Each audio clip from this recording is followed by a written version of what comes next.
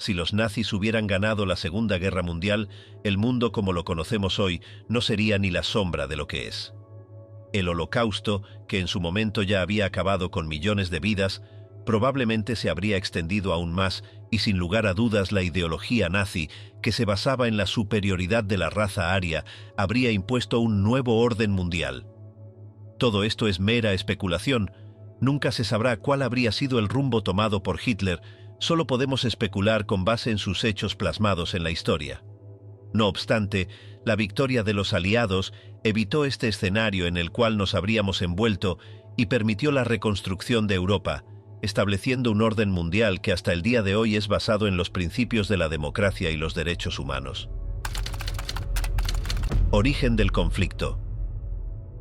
El conflicto estallaría en 1939 con la invasión de Polonia por parte de las tropas de Hitler, pero su origen se remonta más atrás con el Tratado de Versalles, firmado en 1915, 20 años antes, en donde las potencias vencedoras en la Primera Guerra Mundial le impusieron a Alemania a una serie de condiciones intolerables y que la mayoría de la población germana nunca aceptó. El hecho de que algunas regiones alemanas fueran controladas militarmente por las potencias vencedoras o tener que pagar dinero por concepto de reparaciones de guerra no fue tan doloroso como el que Alemania tenía que reconocer en exclusiva la culpabilidad en el estallido de la guerra. Esto siempre fue considerado por los alemanes como una injusticia que algún día sería vengada.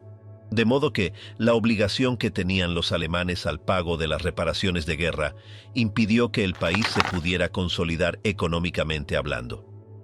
Frente a un panorama lleno de huelgas, paros e inflación, la desengañada población germana giraría su vista hacia los que le proponían soluciones radicales para poner así fin a ese estado de inestabilidad política permanente. Es allí donde los nacionalsocialistas se presentan como una alternativa de fiar para los alemanes. Hitler asume el poder al ver la inestabilidad de la República de Weimar con su pequeño partido nazi. Emprendió su estrategia para hacerse del poder en Alemania. Después de haber tenido una serie de desaciertos históricos, como el golpe de 1923, Hitler decidió cambiar de estrategia y de esta forma sacar provecho al sistema democrático de partidos de la República de Weimar para de esta manera llegar al poder. Esa meta la alcanzaría 10 años después de aquel fallido golpe de Estado, haciendo uso de una propaganda innovadora y efectiva, sumado al clima de coacción creado por sus seguidores, que no dudaban en recurrir a la intimidación y la agresión incluso física. Hitler obtuvo unos resultados electorales que le permitieron exigir la Cancillería al presidente Paul von Hindenburg. En cuanto recibió su nombramiento como canciller, el 30 de enero de 1933, Hitler puso en marcha su plan para crear su Estado totalitario. El general Erich Ludendorff, que lo conocía muy bien quién era Hitler, dirigió una carta a Hindenburg en donde lo hacía responsable de lo que le sucediese en el futuro a Alemania, asegurando en esta misiva que Hitler, ese hombre nefasto, conducirá a nuestro país al abismo y a nuestra nación a un desastre inimaginable. Sin dudas era una premonición que se cumpliría años más tarde. Ya en el poder, Hitler se encargó de ilegalizar el Partido Comunista y quitarle todos los escaños en el Congreso. Asimismo creó el campo de concentración de Dachau para aquellos que se opusieran a sus formas de gobernar, mostrando desde ya su verdadero rostro de régimen del terror. Las intenciones de Hitler quedaron claras en definitiva de lo que éste sería de cara al mundo en octubre de 1933, cuando Alemania se retira de la Sociedad de Naciones. Además, decide instaurar el servicio militar obligatorio en marzo de 1935, violando el Tratado de Versalles, y reconoce la existencia de la Fuerza Aérea, la Luftwaffe. Ese mismo año se dieron a conocer los decretos antisemitas de Nuremberg, en los que prácticamente se le decretaba la muerte civil a todo aquel que fuera judío. No se habló abiertamente de su eliminación física, pero serían las bases para su futura eliminación física. Tras recuperar la región del Sarre mediante un plebiscito, Hitler convocó también un referéndum, logrando un 99% de los votos. A pesar de todo esto, ninguno de los países consideraban aún al Tercer Reich como una amenaza para la paz mundial. Esta situación sirvió para que Hitler diera inicio a un rearme generalizado, sin importarle las limitaciones impuestas por el Tratado de Versalles, sin que las potencias occidentales intervinieran. Incluso, los británicos alcanzaron un acuerdo con la Alemania nazi, por la que se le permitía iniciar la construcción de una flota de guerra, pero siempre y cuando se mantuviese el predominio de la Royal Navy, Hitler y la expansión alemana. Para el mes de marzo de 1936, los alemanes, con apenas 4 batallones, entran a Renania, una región industrial fronteriza con Francia que había estado desmilitarizada desde el final de la Primera Guerra Mundial.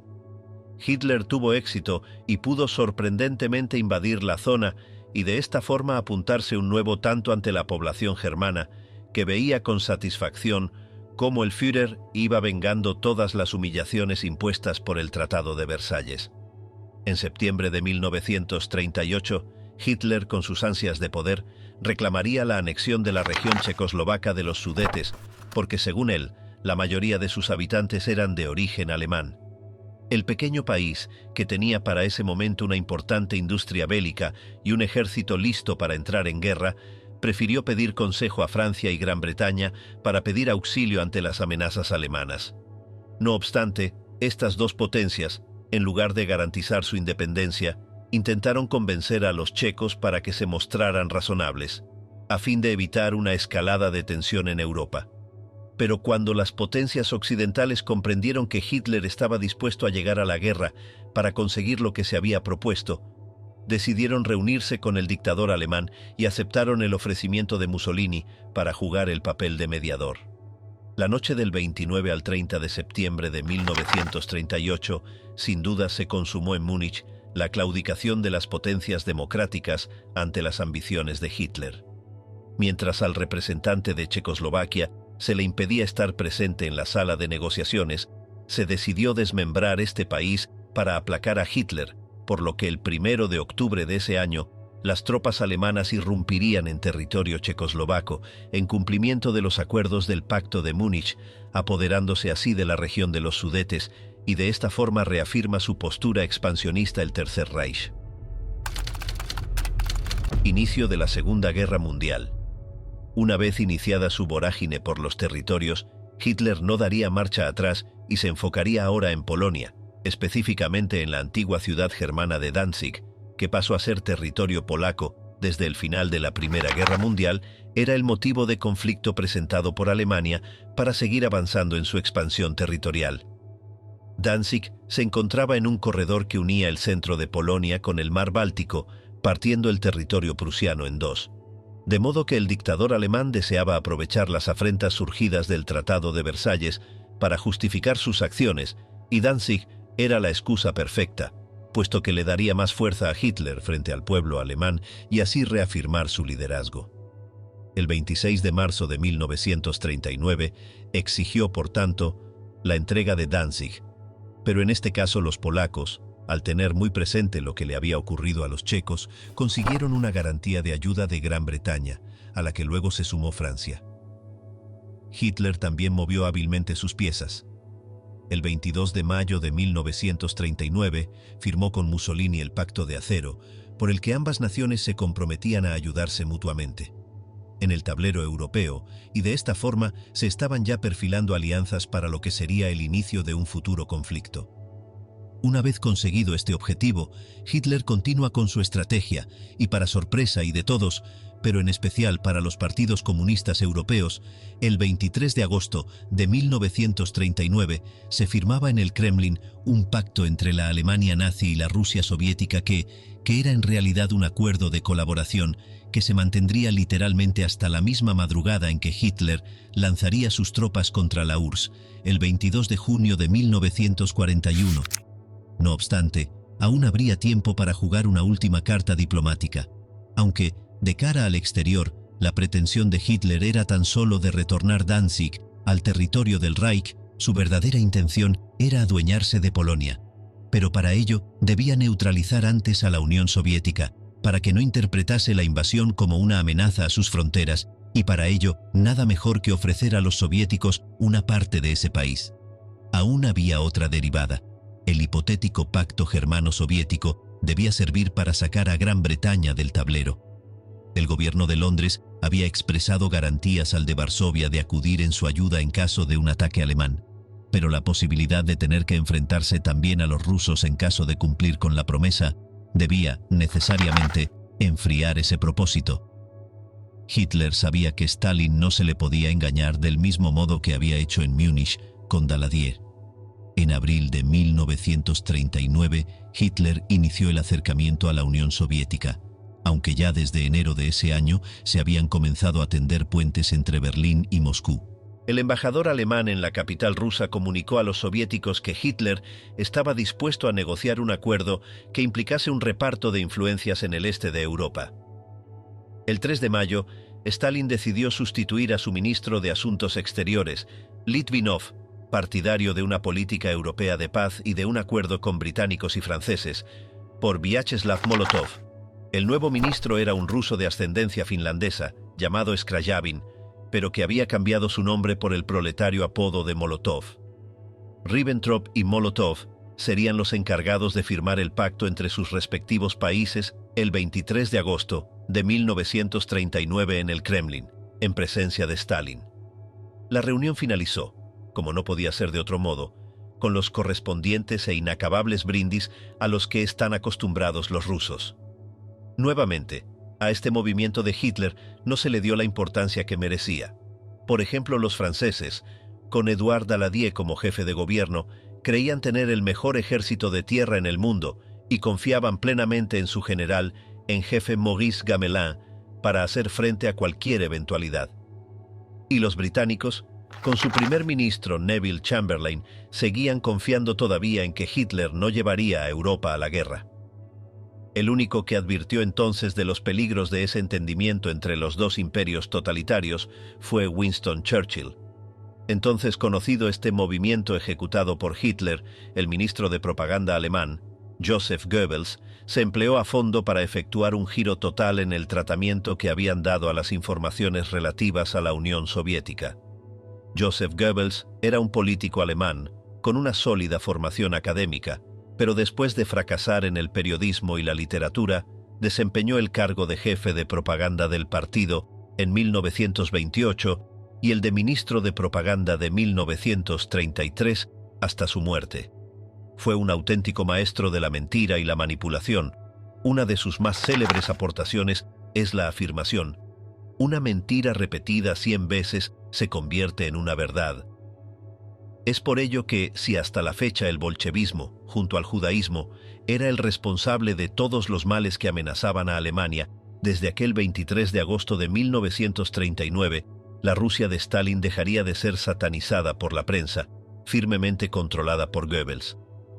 Algunos directores de periódicos, que un par de días antes escribían histéricamente acerca del peligro bolchevique, pasaron a ser viejos amigos de los soviéticos, según esta nueva visión. No obstante, este pacto germano-soviético supondría el triunfo de la política de Estado sobre las ideologías, ya que se habían puesto de acuerdo dos enemigos ideológicos. Pero no se puede olvidar que este pacto fue suscrito por dos hombres totalitaristas que sí tenían mucho en común en ese sentido. Transcurrido este hecho, se da inicio a la invasión a Polonia el 1 de septiembre de 1939, a las 4:45 de la madrugada de ese oscuro viernes. Las tropas alemanas cruzaron la frontera polaca. Conforme al plan aprobado por el Estado Mayor, los ejércitos alemanes se dividían en dos grupos de ejércitos. El principal en el sur, comandado por el general Gerd von Rundstedt, y un segundo grupo al norte, al mando del general Fedor von Bock. El mando de toda la operación recaía en el general Walter von Brauchitsch. El plan alemán consistía en atacar Polonia desde tres flancos. Por el norte, desde Prusia Oriental, cortando el corredor y rodeando la antigua ciudad germana de Danzig, en la que la población germana reduciría a la débil guarnición polaca. Desde el oeste, a través de Prusia Occidental, y desde el sur, tomando como punto de partida Silesia y Eslovaquia. Los dos primeros avances serían llevados a cabo por el grupo de ejércitos en el norte y el tercero por el grupo sur. El acorazado germano Schleswig-Holstein bombardeó desde el inicio de las operaciones a las fuerzas polacas que protegían el puerto de Gdynia, en el corredor que se abría al Báltico y que constituía la puerta de Danzig. Al caer la noche del primer día de guerra, la disputada Danzig ya estaba en manos alemanas. Solo hacía falta la fortificación del Westerplatte, que resistiría durante una semana, ya que Hitler no ordenó parar la ofensiva al ver cumplida su reivindicación sobre la ciudad que hasta ese momento pertenecía a los polacos.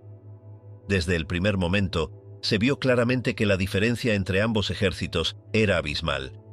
Aunque los polacos disponían de 30 divisiones en activo y los alemanes 40, las tropas de Hitler eran muy superiores, al contar con varias divisiones acorazadas y motorizadas. Por el contrario, los polacos tenían una docena de brigadas de caballería, de las que solo una era motorizada. En total, solo disponían de 600 carros blindados para oponerse a los 3.200 con que contaban los alemanes. La diferencia era similar a la que se daba en el aire. Mientras que la Fuerza Aérea Polaca constaba de 842 aviones anticuados, la moderna Luftwaffe disponía de 3.234 aviones. En el segundo día de combate, el sábado 2 de septiembre de 1939, los británicos presentaron un ultimátum a Alemania para que se retirase de Polonia, mientras que Francia, en ese momento temerosa de una reacción germana para la que no estaban preparados, se limitó a solicitar una retirada con vistas a alcanzar posteriormente un acuerdo similar al de Múnich. Ante la negatividad de los alemanes de retirar a su ejército, Gran Bretaña presentó su declaración de guerra a las 11 de la mañana del domingo 3 de septiembre. Francia, a regañadientes, la seguiría 6 horas más tarde. Era el estallido oficial de la Segunda Guerra Mundial. En ese momento el tiempo corría ahora en contra de todos. Los alemanes debían doblegar la resistencia polaca antes de que estos pudieran recibir algún apoyo de sus aliados. De modo que británicos y franceses debían movilizarse rápidamente para poder actuar antes de que la Wehrmacht le ganaran a las fuerzas polacas. Y, por último, los polacos debían resistir como fuese posible para dar tiempo a que llegase la ayuda de sus aliados. El ejército alemán era el que gozaba de una posición más favorable en esta particular carrera. Los carros de combate rodaban a gran velocidad por las llanuras polacas, mientras los aviones Stuka se encargaban de sembrar el caos en las comunicaciones polacas. Sus bombardeos en picado aterrorizaban tanto a los soldados como a los civiles.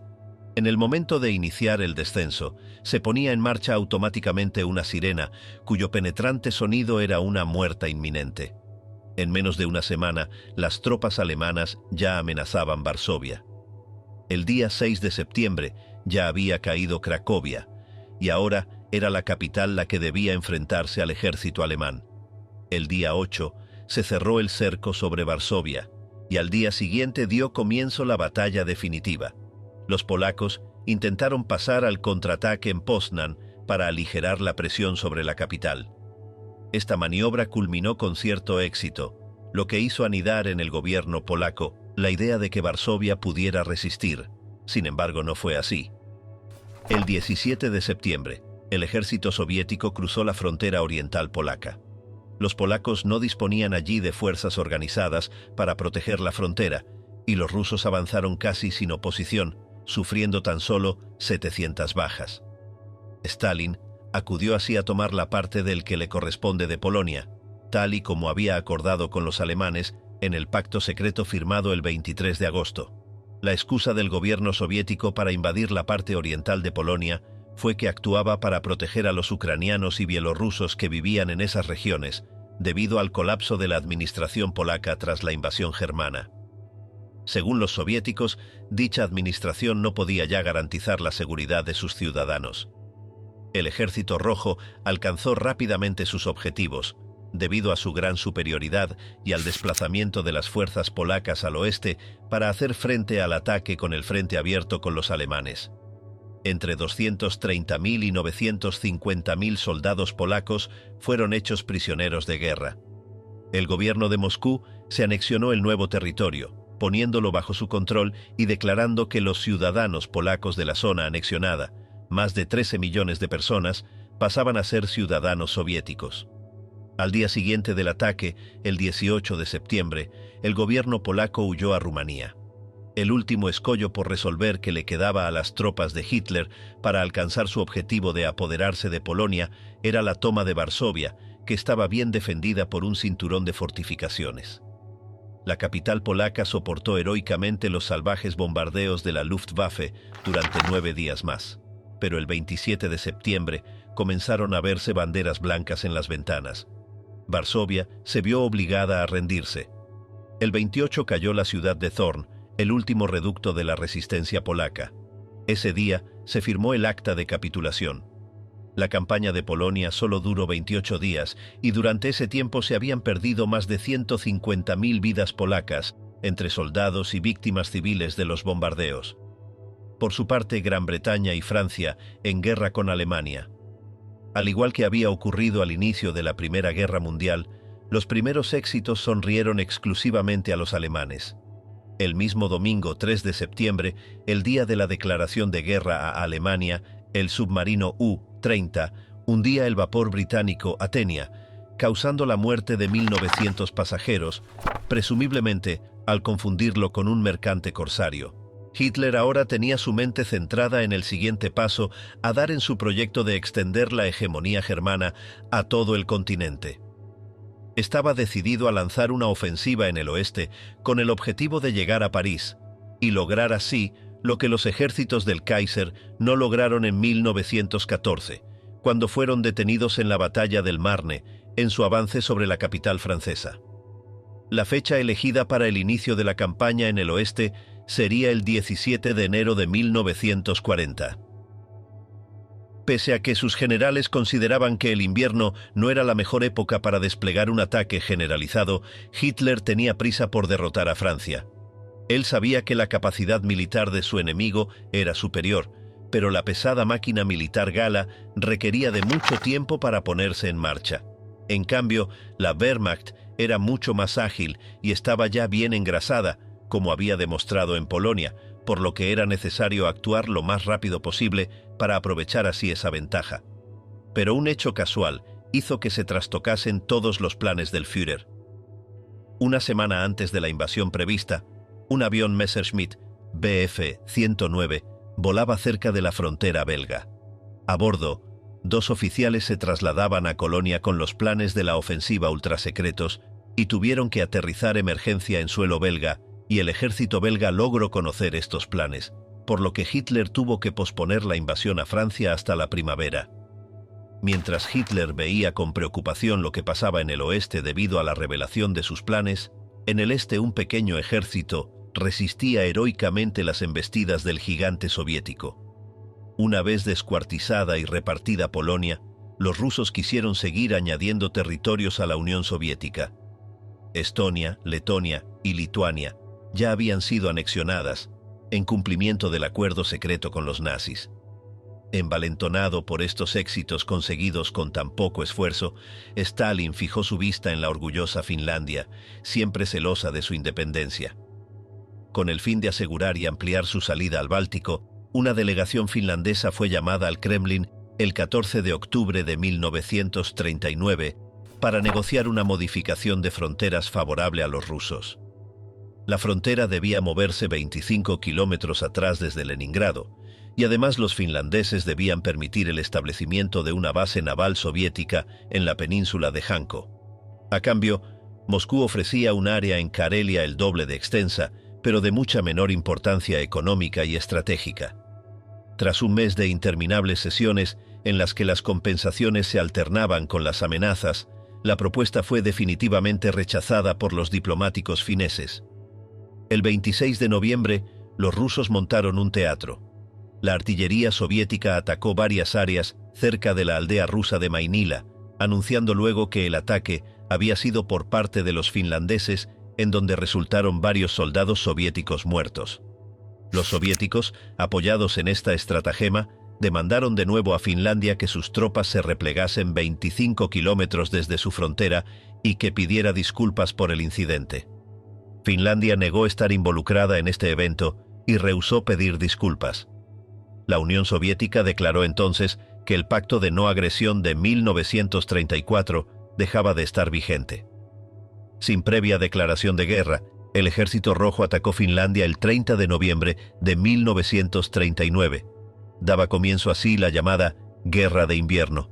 Al contrario de lo que hicieron los polacos, Los finlandeses se retiraron hasta una sólida línea defensiva de 130 kilómetros de longitud, la línea Mannerheim, desde la que se disponían a rechazar a los rusos, que habían irrumpido en su país con 23 divisiones, sumando 450.000 hombres.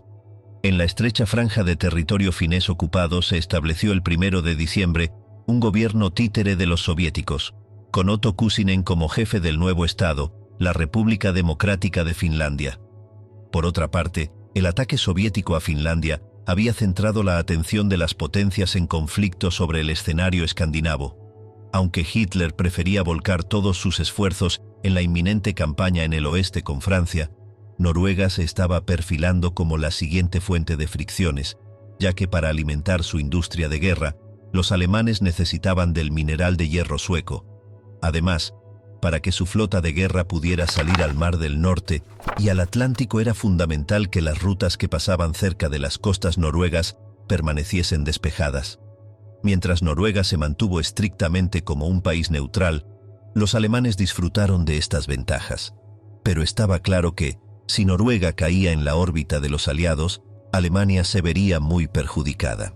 Esta posición estratégica de Noruega tampoco pasó desapercibida para los británicos, que planificaron su ocupación para evitar que cayera en manos de los alemanes. Además, en caso de seguir adelante con este plan, se atraía a los alemanes a combatir en las regiones escandinavas, alejando así a Hitler de sus ambiciones occidentales. Los franceses eran los más interesados en que se abriese ese frente en Noruega. El presidente Paul Reynaud, que había sustituido a Daladier, acudió el 28 de marzo a Londres para urgir a que se lanzase dicha operación. Pero mientras los ingleses estaban preparando, los alemanes se adelantaron a sus adversarios. El 9 de abril de 1940, las tropas germanas desembarcaron en varios puntos de la costa noruega, como Trondheim y Narvik, entre otros, además de Oslo. Por primera vez en la historia militar se emplearon paracaidistas, mientras que unos se encargaron de capturar por sorpresa 2 aeródromos, otro grupo colaboró en la toma de la capital. De nuevo, los alemanes demostraban que sus tácticas eran las más modernas y revolucionarias, en contraposición con los anquilosados movimientos de sus enemigos. El mismo día, la Wehrmacht entró en Dinamarca, con el fin de emplearla como base aeronaval para apoyar a las fuerzas que participaban en la invasión de Noruega. La población danesa contempló, primero con perplejidad y estupor, y luego con resignación, la entrada de las tropas del país vecino. Antes de que acabase el día, el monarca Christian Dentis había ordenado el fin de la resistencia danesa, que se había limitado a unos cuantos disparos inútiles ante un enemigo tan poderoso. La caída de la Alemania nazi. El 10 de mayo, mientras el cuerpo expedicionario aliado resistía en Narvik, llegó a tierras noruegas la noticia de que Hitler había lanzado su ofensiva en el oeste, atacando Holanda, Bélgica y Luxemburgo. De nada había servido la maniobra de distracción para canalizar las ambiciones germanas en dirección al norte. El duelo entre Alemania y los aliados se iba a dirimir en la frontera francesa. Ante el trascendental reto que se presentaba, Churchill recibió ese mismo día el encargo de formar gobierno, sustituyendo al primer ministro Neville Chamberlain. La llamada de auxilio de los franceses implicó la petición del inmediato regreso de las tropas aliadas que estaban en Noruega, para que acudieran a rechazar la invasión de su país. En medio de esta situación, los aliados se retiraron de Narvik 2 semanas después y pasaba a manos de Alemania. Alemania en 1940 decidió invadir el Reino Unido en la que se conoció como la Operación León Marino, pero no corrieron con la misma suerte, ya que no pudieron superar a la Marina británica. Hitler, como estratega, pensó que podría tener una oportunidad si conseguían superar a los ingleses en el combate aéreo. Se dedicó a bombardear las ciudades inglesas y todos los aeródromos, pero no surtió ningún efecto, y los ingleses armaron su contraataque y bombardearon Berlín. Aunque esta disputa se extendió por más de 5 meses, la Luftwaffe fue contenida por los ingleses y mantuvieron el control del Canal de la Mancha con su marina de guerra. Adolf Hitler, con el Blitz, provocó miles de muertes y destrucción en suelo británico, pero sus objetivos no fueron alcanzados, convirtiéndose esto en una derrota para los alemanes, obligando a Hitler a buscar o reorganizar su estrategia. dando fin a la invasión en suelo británico. En el supuesto de que los ingleses no hubieran resistido el ataque alemán, otra sería la historia, ya que los alemanes habrían tenido mayor fuerza para hacer frente a los rusos en la Operación Barbarroja, que dio inicio en 1941. Con los ingleses rendidos sin dudas, el ejército del Führer habría tenido mayores capacidades para hacer frente a los soviéticos, tomando a Stalingrado y posteriormente otros territorios, consiguiendo de esta forma tener el control de recursos importantes para continuar en su visión expansionista. Afortunadamente, el 22 de junio, cuando se dio inicio a esta invasión por parte de los alemanes a la Unión Soviética, tuvo como resultado la caída de los germanos en suelo soviético, lo que significó un duro golpe para los alemanes.